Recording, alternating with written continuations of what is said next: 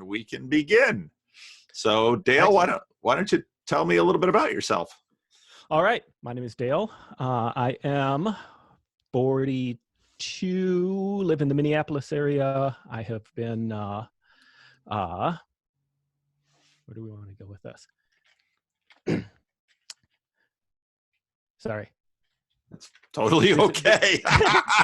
This was all planned out in my head, and then all of a sudden it's like, wait a second, I have to actually do this now. So 42, live in the Minneapolis area.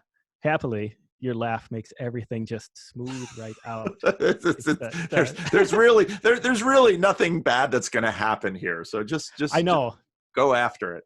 It's very funny. So, work as a chemist, married, have 3 kids, and have been a Christian pretty much all my life. So kind of had the prototypical evangelical upbringing. If you think about when I was born, so 1978, grew up in the 1980s, it was very much this transition period in at least my experience in sort of the Protestant evangelical church. So my grandmother, or both of my grandparents and my parents all kind of went through the born again experience in the 1970s, Jesus People movement, that whole deal, when so many people had that same experience. Yeah. So with my grandma's experience, she had, been part of her church for all of her life, and they had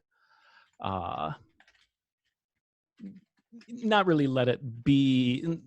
let it colonize their life, to use the lingo here, and was, so far as I understand the story, was actually getting ready to do one of the scripture readings for a church service one week, and all of a sudden went, oh my gosh, this is real. This whole thing is this is not just a thing I do on Sundays. I ought to actually be doing this. And it was part of that whole movement of the born again deal in the 1970s. So that sort of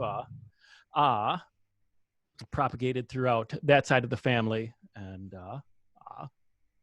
that was that. So grew up very much in a Christian home, very much in the sort of born again deal. And public school or Christian school? Public school. Okay. Yep.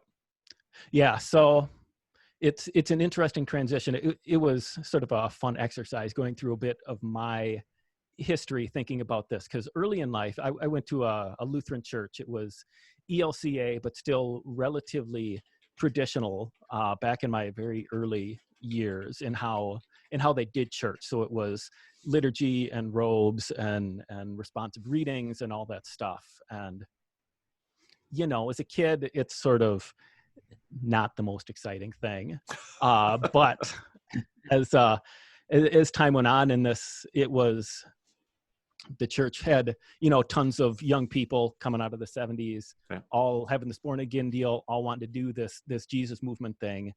Pretty soon we went from, I don't even think there was amplification there when I was a kid. It was a fairly big building, but it was still very traditional in that sense. So we go from something that would have been more or less recognizable to somebody 200 years ago as this is the way a Lutheran church does its thing, to over maybe a 10-year period go from, we've added a piano and it's a little bit controversial and we're going to sing some praise choruses here, all the way to, by the time I'm in high school in the 90s, and it's full band and drums and guitars and stuff. So the whole seeker transition. Yes. So I thought it was great. I was glad that we were singing fun songs and not having to do the boring stuff anymore. And now it's interesting looking back, or looking at where things are going now, and the kind of people that I'm listening to now with yourself and Jonathan Pageau and Alistair Roberts and all these people that are like, liturgy is the thing. It's like, this is interesting. I had been so just ensconced in my own little world that I thought, oh, well, this is great, and this is what I like, and this is good, and this is the way a person does Christianity. And so pretty much, I've got my own notes here, and I make sure I don't forget Well, that's, anything. that the liturgy is the thing is by no means a non-controversial topic. I mean, if you Yeah. go to the Discord and you talk, I mean, in this little corner of the internet, liturgy may be the thing, but out there on the streets, the big sound Oh and the yeah. big show is still a very, very big deal. Yeah, that's very true. So yeah, it's just not something I had really thought about before, how quickly that transition went. So that was an interesting thing, very much part of my life. So proceeded through typical sort of church youth group deal. So mission trips and church camp and lock-ins. And my church had a splendid church camp they bought in the 1960s. They bought this beautiful camp area up in northern Minnesota on a lake. So I spent many a fine summer up there doing the church camp thing and having the prototypical spiritual high experience. Yeah. And through all of this, I never had any kind of real rebellion in it.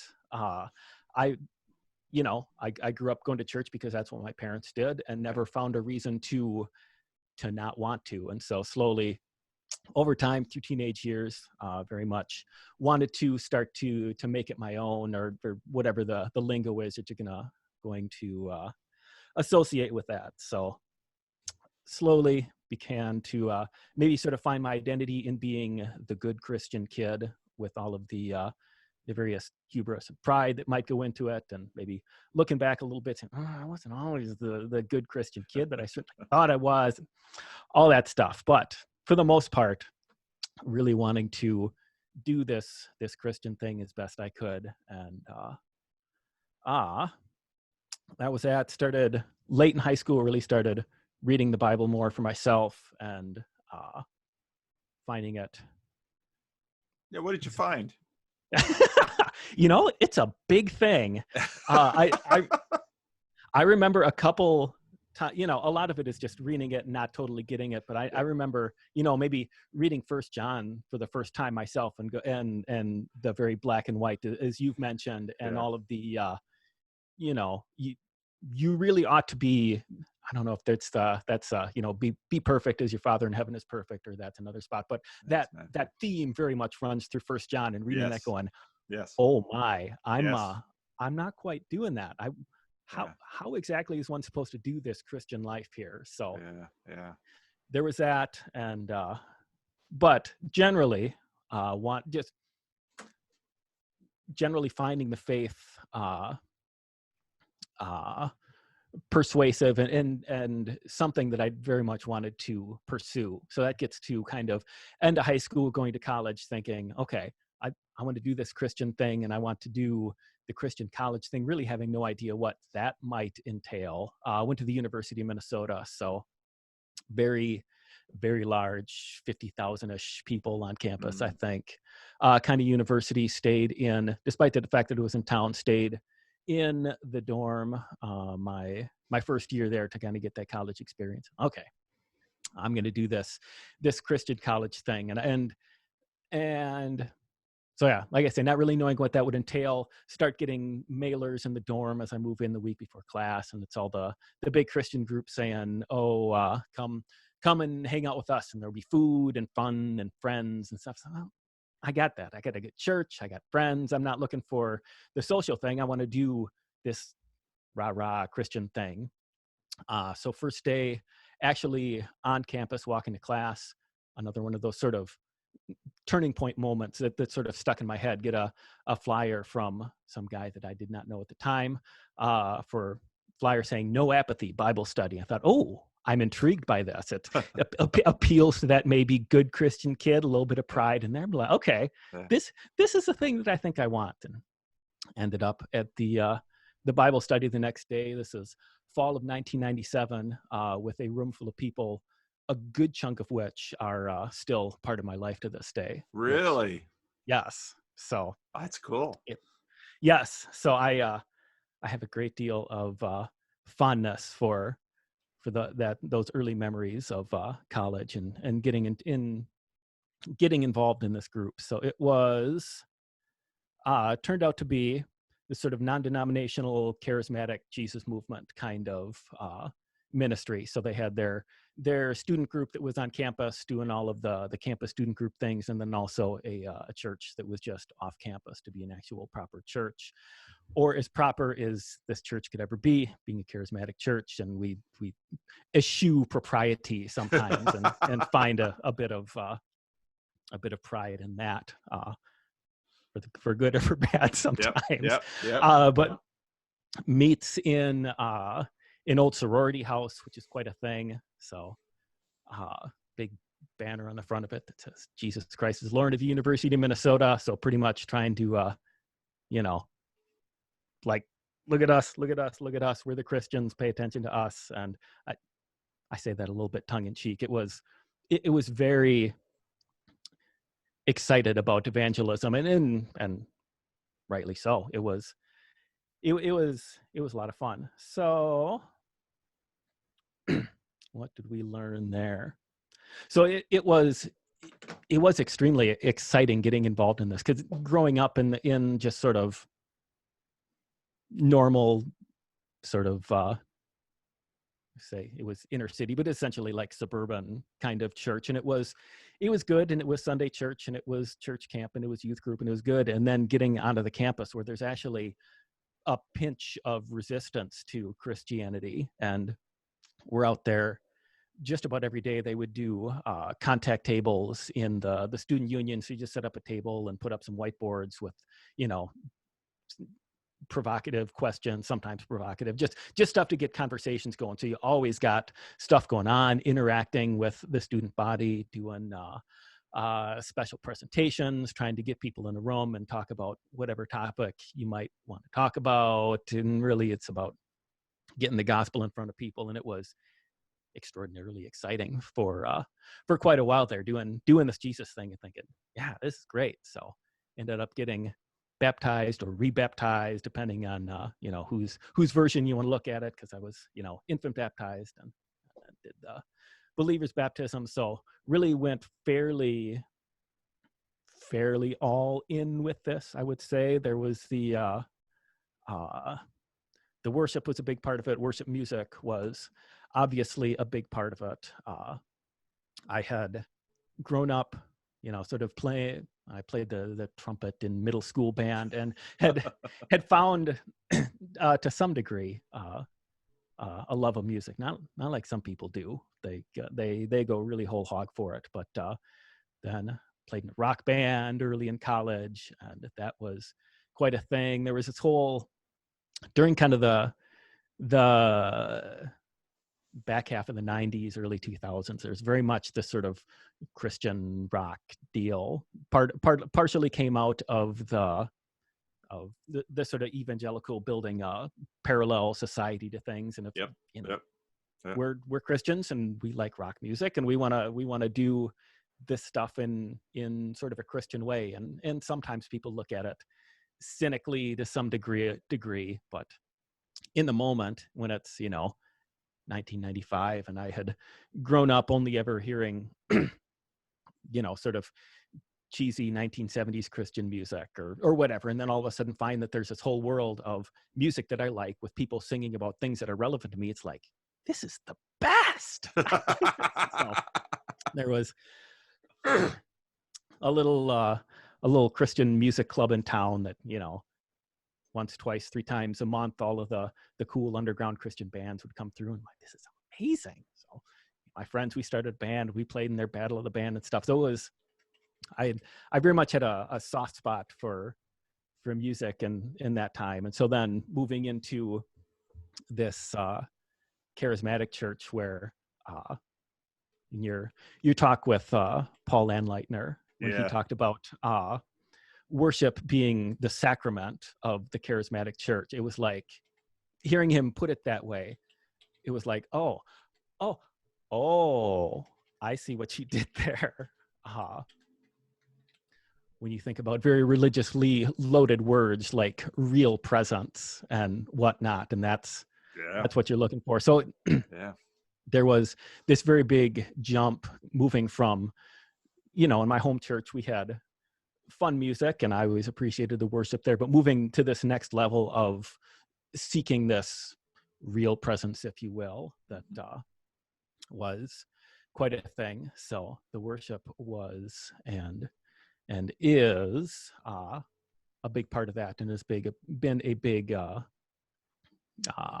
influence on my life. I ended up getting involved in the music team there, and learned to play the drums, learned to play the guitar, learned to sing. It might be I say up in the air whether or not the singing's particularly good, but we're doing the best I can there, and trying to sort of carry on the legacy of this church of loving music, and trying to make that very much a central part of the worship experience. So very big into the gifts of the Spirit there, which for some people is such a controversial thing depending on the background that you come from. But it was funny in my experience, because my church growing up just never really talked about it. And I guess I'm not sure what sort of answer I would have gotten if I asked about it, but it was just sort of assumed that, I guess this stuff is fine if you want, but talk about it. So I show up there and they say, yeah, gifts are for today, and we're gonna go about doing them as best we can. I thought, real okay, well, let's give it a try then, see what happens. So it's quite a thing. And I'm gonna break my notes here. There we go. So yeah, that was an interesting and I would say good addition to my faith. How'd you become a chemist? Or am I jumping ahead of the script? I don't want to jump ahead of the script. No, so it's sort of interesting. Yeah, we'll talk school instead of the Christian side of school a little bit. So I was one of those sort of sciencey, maybe if I grew up in this day and age, I would have been on the spectrum, being the sort of introverted, very focused, but sort of socially awkward kind of kid. I don't know if I'm really that bad, but anyway, always growing up. You made your way in the charismatic church. You can't be, can't be that bad. I mean, quiet Lutheran, going through the liturgy is one thing, but charismatic musician, that's another thing. I know it's, I like to think I'm relatively well-rounded in there. I'd like to hope, at least. So grew up very much with that sort of mindset, liking just normal little boy, liking the technology stuff, the sciencey, mathy side of things. Throughout high school, I was always the kind of person who was just smart enough to be kind of just above average enough to not really have to work at these things, but it sort of came back to bit me a bit later. So I thought, you find the edge where you have to start working. Yes, hopefully you didn't develop any bad habits before then of not being able to push through things. That did come into somewhat of a problem once I got to college. So I thought, I like this stuff. I really enjoyed chemistry in high school, the whatever 2 years or year and a half or whatever you take of it, think, all right, I like this, and my 17-year, 18-year-old self, I'll go to school and do this for the rest of my life. And started out in chemical engineering, which is sort of chemistry combined with lots and lots and lots of math. And what I discovered relatively early on is that I rather enjoyed the chemistry, I just did not have the chops for the math that was required for it. So I had school was not great for me. Partially there was a lot of focus on the ministry side. It was not like that necessarily had to be a bad thing, but maybe I let myself focus on that because it was a lot more fun. So anyway, started out in chemical engineering, found that was not going to fly, ended up transitioning over to chemistry, and ended up sort of in and out of school for a little while as I tried to pay tuition and get off of academic probation and all that jazz. But so, like I say, I did not learn how to push through some of these things, but I had gotten a sort of part-time lab technician job while I was in school, and found that I really enjoyed the work, and that working in the lab doing this sort of chemistry, I do product development stuff. So the making of things via chemistry is an extremely rewarding job. So I found out that I really liked it, and happily. In the days before Jordan Peterson, telling me to clean my room, I was surrounded by a good body of church people and family saying, "You're going to have to pull yourself together and clean your room and make this thing happen, because it's going to go badly for you if you don't." So I was extremely blessed to have people tell me these things that I knew were true and didn't want to be true and didn't want to deal with, but ended up making happen. So I ended up, before finishing school, I ended up getting a full-time job as a very entry-level lab technician. Got hired on there full-time, and then they ended up helping me with tuition reimbursement to finish off just the last like 3 or 4 courses that I had to do to wrap up my degree, and have been so plowing on from there. And marriage came in. You married with 3 kids, so you found a wife at some point. Yes, I did. That was another big driver towards, wanting to get a job and finish school and stuff. So, no, it was again a fun and exciting time of life. Sort of early 2000s. It felt like school had fallen apart, and I wasn't sure what was going to do with my life, and it felt like everything sort of hit a bottom, and it's like you tumble down a cliff and finally you get to the bottom and go kerflump, and here's this lovely young woman who we take an interest in each other. It's like, oh, come on, how am I going to make this happen now? That's wonderful. It was. She had gotten saved a few years earlier, come out of some rough times, and had shown up at the church just looking for family and for healing and stuff. So she was a person that when she first showed up and first was there, she was just this girl that cried in the back of church during service, and didn't really notice her. But around the same time, I think I was probably playing the drums in church and look out and see her worshiping full-heartedly and think, oh, where's Brenda? Look at that. And it's a similar time to that. It's like, that guy playing the drums there. It seems like sort of a nice dude or something. And yes, it came to pass that we started getting to know each other and thought, this is a good match here, and didn't really want to admit it for a while, because neither of us were exactly in the place where we could really pursue a relationship. But yes. There are far worse places to meet people than church. Very much so. That and in a church that pushes you to doing relationships responsibly, and is very much into family and kids and all that stuff. So encouraging you to marry. Yep. So it worked out for the best. It felt a little dicey, but looking back on it, it's what the kind of diciness that you feel going down a roller coaster, that I'm not in control and this is very fast, but you get to the end, it's like, that was actually really fun. So that's been good. So where did I leave off here? So you actually asked about work and life right about when I was going to get there. So lived in the church house for a couple years. So like I said, the church met in an old sorority house. So we'd had church on the main level and kind of a expanded, stripped out living room. And then we had a floor for women living, and another floor for the men to live on. And interesting. Because you need a little bit of, with communal bathrooms, you need a bit of separation there.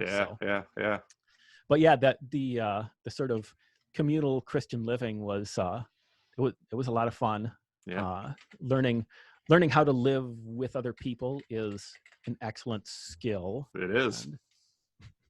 and a skill that's not sufficiently valued, because I'll tell you, many of the, most of the stuff that you deal with is people living with people, whether it's spouses or parents or children, or it's just people living with people. We're not easy to live with all the time. Yep. So yeah, that was a lot of fun, and that was, again, these living with these guys, one of whom is my brother-in-law now, other folks that are still deep members of the church. So folks that I have this like 20-year history now of doing rich. campus ministry together, and then living in this house together, and then all getting married and raising our kids together. So yeah, it's good. It's real good. So that's been good. So so we start to move on to more recent times. So being a campus church, it's always been the kind of place that has been somewhat of a passing through church for a lot of people. So despite the fact that there's been this core of folks that I've been with for a long time, we've always had folks that'll show Usually up. How it goes. Show up and stay through their academic career, and then move on. And being a little independent, charismatic church, conservative, not a lot of structure, or what do you want to say? Sometimes the leaving is not always the happiest. And so as we get into some of these more recent times, when all of a sudden, 2015 or so, it feels like the world turns upside down. All of a sudden, these things that we could all just kind of overlook or live with each other, all of a sudden it feels like everything is on edge, and everything is a little bit more difficult to just say, oh, well, maybe we disagree on this or that, but it's okay. And it's been this sort of funny thing. So I think I said, so is that how I've dealt with a lot of these things over my life as sort of an adultish, shall we say. So you mentioned, the chemist going to a charismatic church. I've always been on the skeptical side of some of these things. Like I'm perfectly on board with the fact that the Bible says that there's these spiritual gifts and there's all sorts of weirdness that happens. I'm like, okay, Bible says so, I'm good with it. I'm maybe less convinced by some of the outworkings of it. And I remember, one time going to a... It's funny because people often think in charismatic churches that everybody just believes when God told me this. It's like, no, in charismatic churches, they're far more skeptical of it because they're around it all the time. Oh, God told you that? Good. I'm glad. I'll wait till God tells me too. Exactly. So, going to a conference very early on in college, I was still young and new to this stuff. And there's, a lot bigger group, lot bigger room, lot bigger worship team. And we do all the worship and all the stuff. And in the charismatic world, it's not just singing songs, it's singing songs and then flowing in the spirit, or what you want to call it. And pretty soon I look around and you got, people twirling and giggling, and I'm like, really? Okay. So this is all fake then, I guess, or not all fake, but there was a lot more just emotion and a lot more of the people. So I'm like, okay, I'm not offended by this, but I'm not just going to dive whole hog into a lot of this stuff. Similar, unlike, so it's very conservative church. Well, maybe have come to redefine what conservative means, perhaps, as I take a longer look in the church. But conservative politically, in late 90s, early 2000s, you get the internet, and you get all the people getting into sort of the conservative news and stuff. And I start reading the various like conservative web news stuff out there in that time period. It's all, massive disruptions and troops massing on borders and world exclusive and stuff. I'm like, nothing ever actually comes of this. Oh, so this is all fake then. Okay, that's, and well, a lot of people don't realize there's, there's a whole charismatic Christian internet out there. Yes. That's really something. I mean, the prophecies. I mean, I got to Paul Anleitner and I talked about this. You know, the prophecies, the end time. I mean, there's the whole Christian internet. I mean, it's quite something. Yes, it is.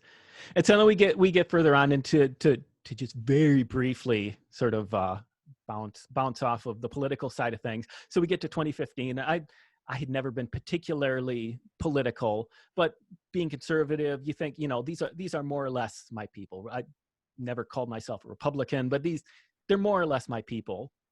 You get into the Republican primary that time, and overwhelmingly, my people choose the guy who's interested in nothing but eye poking and shin kicking. And I'm like, this is not what I signed up for. We were poking and shin kicking. It's good.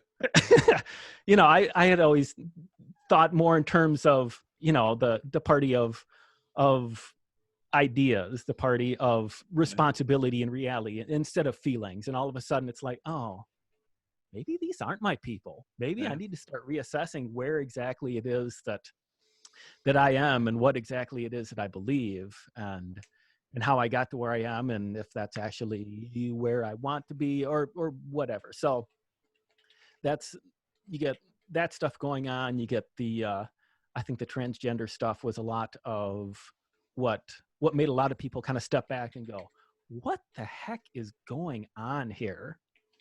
And start to go explore ideas a little bit more. Because I was maybe not well read, but, you know, I've read a little C.S. Lewis and, you know, the sort of typical curious Christian trying to figure out their faith a little bit. Hadn't really questioned things too much and was happy to just go along with the flow and figure, this sounds more or less like what I believe. So what I believe is pretty much right. So yeah, I'm good with this.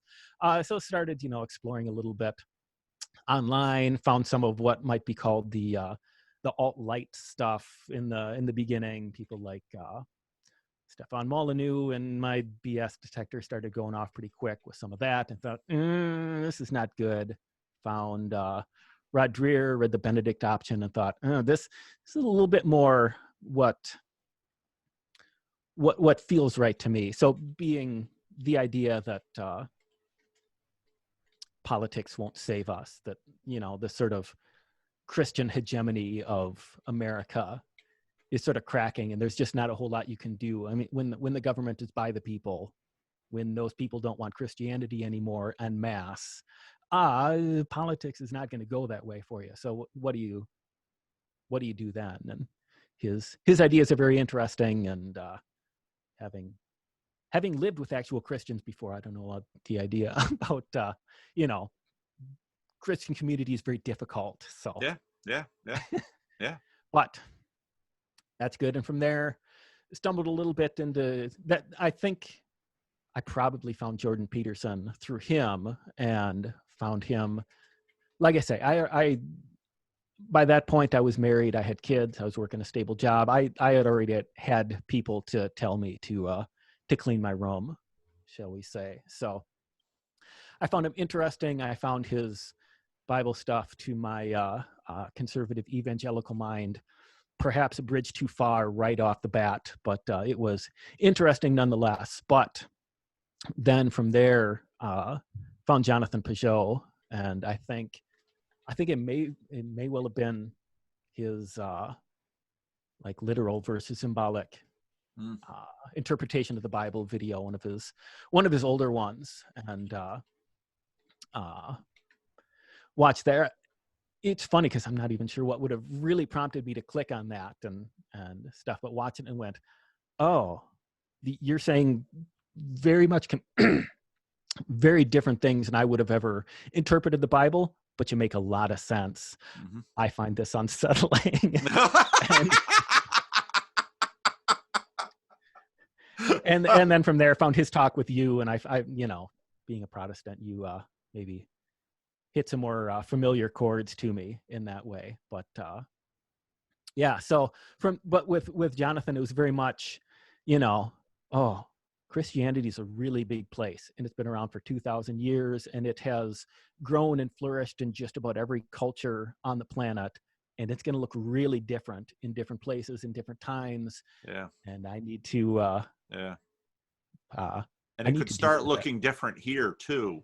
I It mean, really could. that's part of, when I first started listening to Jonathan, it was like, what is he talking about? I mean, it was really sort of hard to figure out what was going on with Pageau first. And Yes. Yep. So, uh, I very much enjoyed him, and really I mean, your whole channel kind of started out talking about Jordan Peterson and has moved on from there to some extent just because he's not doing much. But really, yeah, what I have really appreciated from this movement, or whatever we want to call it, that's going on here, is all of the people that I found that seem to be on sort of the same journey here. So yourself, or Alistair Roberts, or Glenn Scribner's great, and Esther, and just a ton of these folks that are writing about, talking about, making videos about these same things, and helping me to work through it and figure out what exactly is Christianity gonna look like, and what really is the right way to do things. Like it was funny. Listen, I think it was probably one of Jonathan's videos, talking to somebody about symbolism and finding the symbolic structures in the world. And I think this person was on the same page as them in terms of sort of biblical interpretation, but he's still doing more of a low church kind of thing. I said, well, if you find all of these biblical structures or symbolic structures in the world, why are you still doing the low church thing? And it struck me as, well, it seems like a complete non sequitur to me. Why would you think yeah, that would then inform the fact that, well, obviously high church liturgy is the way that we all ought to live our lives? And it's just, there's a lot to learn, and yeah, yeah. it's enjoyable learning it, but it's a little, I don't know if unsettling is Yeah. exactly Yes. the way to go, I guess. Yeah. Yeah. But it feels like you can either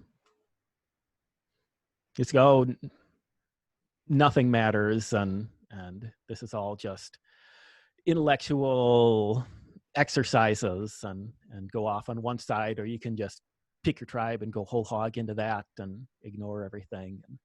Or my own interpretation as of 6 months ago or so will probably change again, but that's a straight and narrow. That's the narrow gate, is finding that balance between extremism on either side and just walking by faith. So Well, I I know. find, the mapped and unmapped territory dynamics really helpful because, you're right. I think I first heard about Jordan Peterson through Rod Dreher as well. And then, well, why was I reading Rod Dreher? And Rod Dreher was always sort of a little bit more alarmist than I tend to Yes, very be much so. in terms of my temperament. But at the same time, there are other aspects of him that were, and of his story, that were attractive and engaging. And there are lots of bumps along the road. Obviously, if you read someone like Rod Dreher, the Iraq War, George W. Bush's Iraq War, the second Iraq Yeah. War, that was a watershed moment within. And I do not consider myself part of conservatism at all in Yeah. terms of American political spectrum, but that was a real watershed moment in terms of American conservatism. That it's maybe these people that we're following, we shouldn't be following them. And so, over the last 10 years, there's just sort of been a constant stream of upheavals. Yes. And that's not just in politics, it's in religion. And I mean, it's all over the place. And I really like how you put it in terms of, sort of what's happening. We're getting thrown up into the air, and then we're sort of finding each other and thinking, okay, well, let's, they seem to be trying to figure things out too. And some of what they're saying seems to be making some sense to me. So I'll listen to them, and I'll listen to these other people. And we're all sort of do this together, and that's a good thing. Yes. Yeah, I very much appreciate that. And it's So yeah. how has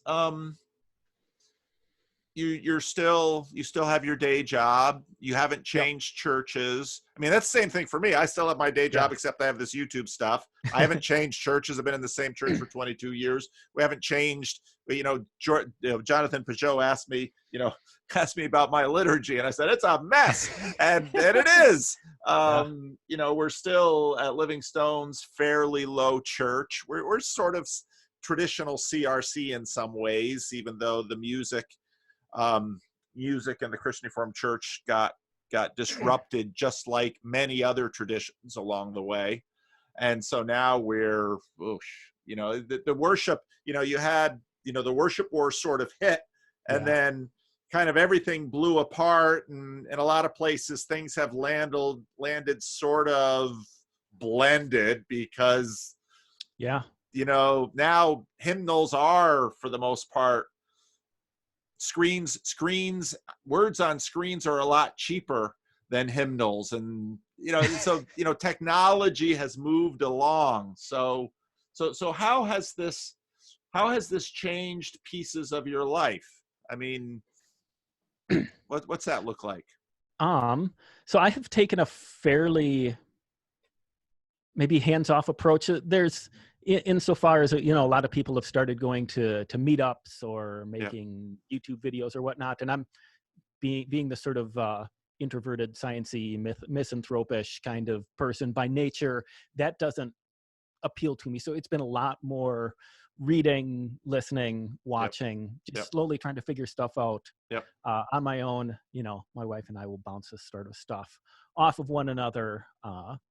What's your wife think of all this? For the most part, she's on board with it, I guess.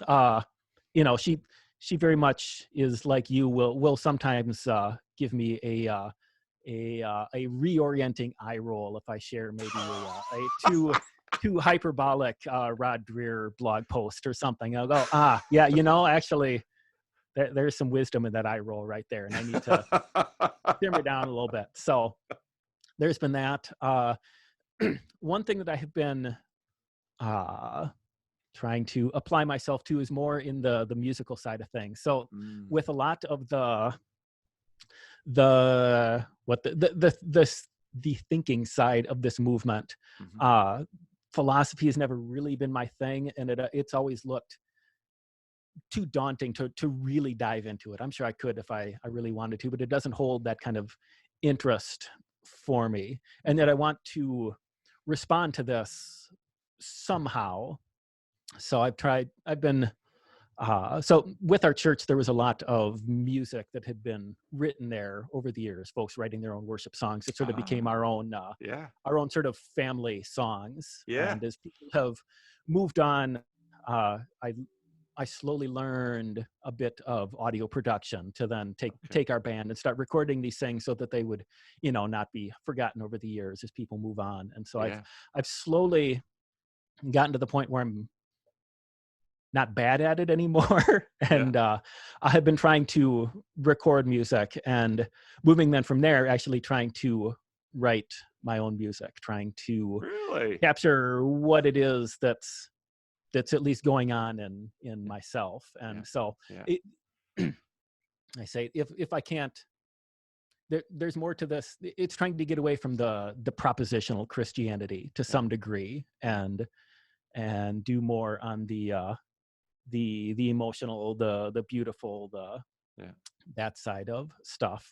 So writing, recording, putting out music, mostly just for friends and family right now. But with having the goal out there of actually trying to make finished things and put them out there into the wider world is good impetus to improve my skills there. And also it's been, so I the first sort of project that I undertook was taking a couple of David's Psalms from when he was in the wilderness. So when you have the little title, Psalm of David, when he was in the cave, when he was on the run from his son Absalom, all of those sort of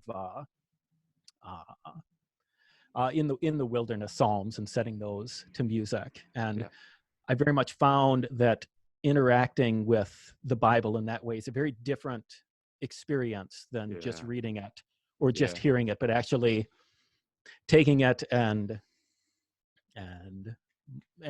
you know, maybe finding a chorus in there and build, but just the act of singing it and harmonizing it, and has been extremely valuable to me. So I find that Yeah. helpful, and hopefully it's I would like this to be something that I could eventually take and in no way make a business out of it, but be something that could be of value to other people. And That's I have ways to go wonderful. before. Ways to go before maybe that is the case, but it's a lot of fun. Well, I love how you approach how you approach it in terms of, because I mean the Psalms, you know, way back when, before I was born, the Christian Reformed Church was a psalm only Yep. denomination. And, you know, since, you know, the Psalms are this seeming, you know, ever present font of song material. And so the guy who puts together our worship services, I mean, he's you know, he's always on the prowl for new music. And I'm amazed how many new versifications of psalms Yes. come out. And then you, the way you talked about it, you know, because I'm not a musician and I'm not making, you know, I play the violin here, but Yeah. I'm not writing music, but just thinking about how writing, you know, putting psalms to music and working that through, what a sort of um, lectio divina process that is, because you're meditating on the words. And that's really cool. That's really Yep. cool. I'd never So really thought of it that way, but that's really cool. I had neither, which is one of the fun things about going into a new venture, is the stuff that you learn that you would never have expected. So Yeah, yeah. it's Well, fun. only about 10 minutes. And of course, I Yep. usually, you know, I don't know if there's anything you wanted to get to that we haven't got to. No, I think I was sort of playing it by ear here. So I figured if we got through the story, where I go next, I think is the idea that, you know, a lot of people have come onto this channel very much seeking, and I guess to a large degree I'm seeking in different ways Yeah. to some Oh, extent. we all are. My whole Mhm. channel is a process of my own seeking. I Yep. mean, all my So monologue videos, I'm just trying to find my way through the world. And the fact that people want to follow sort of live as I go through and make all these mistakes just baffles me. But hey, it's fun. So we're all finding each other and doing this together. yep. I think it's wonderful. Yeah. So I can't say that I'm coming from a position of being, you know, just what do I say, sort of neutral, unaffected seeking. You know, I'm a Christian. I have not I've not grown overly cynical of the church. I want to figure out how to make Christianity, you know, work in this newly upside down world. Yeah. Specifically, I see people. Yeah. I mean, how many have we seen in videos and talks and stuff recently with uh, Douglas Murray and Tom Holland and oh goodness, 3 or 4 other names that are eluding me. People that see Christianity as this benefit and oftentimes want to believe, but find that they can't. Yeah. And there's lots of folks out there. I'm sure that if I were to make my way back onto the campus, I'm, you know, still part of the campus church, but not so much of the out on the campus ministry. Yeah. I'm guessing I'd find a lot of young men who are feeling the same way, feeling jaded by the modern world, find some interest in this more traditional stuff, but how they feel like they can't believe. And that would be, if I was seeking, if I'm hoping to get somewhere, it would be finding some way to bring them something. And I'm not sure what that something is, because I think the propositional side of things are not enough. I mean, maybe that's partially what the music thing is like. I don't have the propositions. I don't have the arguments to get you. So let me give you let me sing for you, or something. But that's Well, I think that's that's where what I think that's what Paul Anleitner was talking about in terms of worship as the sacrament of the yeah, charismatic church, you know? And I think you just said it very, very well.